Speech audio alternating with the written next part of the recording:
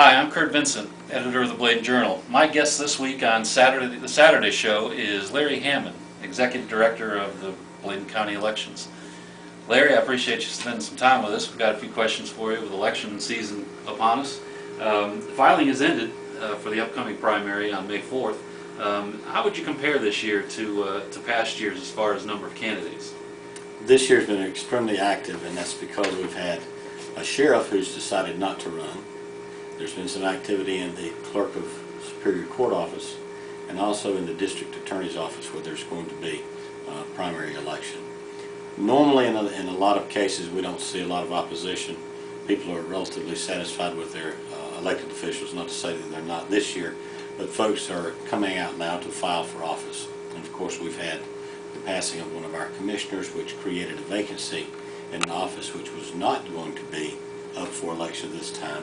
But because of statutes, it requires that we have folks file for that office and run also. So that too has created some activity. It's been probably one of the more active primary seasons that we've seen in Bladen County in many years. What can you tell us about the electoral structure for Bladen County as far as when these elections are going? Interesting question. The electoral structure in Bladen County is similar to any other structure across the state with one exception. In 1987 we were placed in a limited voting and in districts by a federal consent order by a federal judge because of a lawsuit. We're under the Voting Rights Act. We're one of the 40 counties in the state of North Carolina, one of the 40 of the 100 that falls under the Voting Rights Act. And because of that, this lawsuit carried through in 1987, and in our structure that we have 2 members of the County Commission, 2 members of the Board of Education in each of 3 districts, which gives us a total of 6 for the districts. We also have 3 at-large members from the Board of Education and the County Commissioners.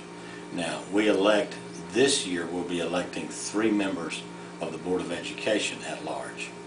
2 years from now we'll be electing 3 members of the County Commission at large, and that staggers and alternates like that in perpetuity. With the passing of one of our commissioners who was elected at large, that placed that in the mix this year. The structural change there is that this consent order, with the 3 at large being elected, doesn't fall under the normal North Carolina statutory primary rule of 40% plus 1 vote. This structure requires that whoever is elected receives the highest votes. Those 3 are the winners without regard to a runoff.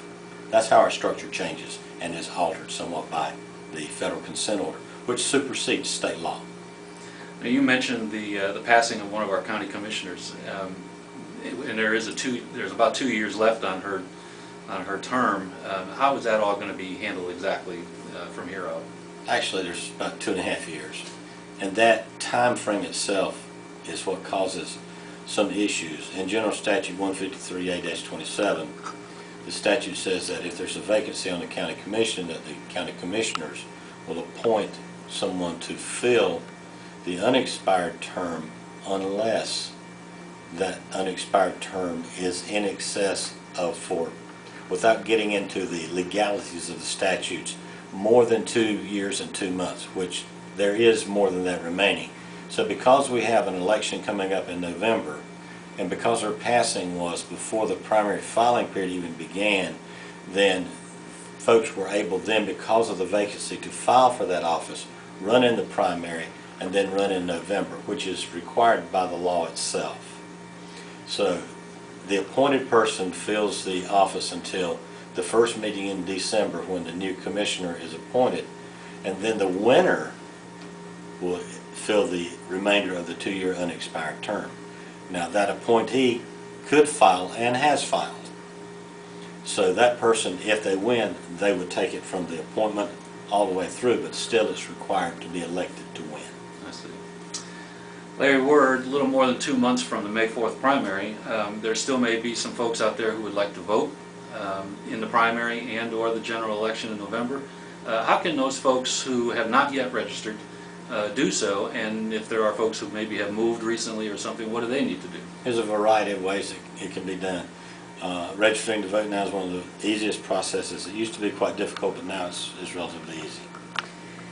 A person can go online to the State Board website. They can draw a form down from that, print it out, fill it out, mail it to us, or they can come in and see us.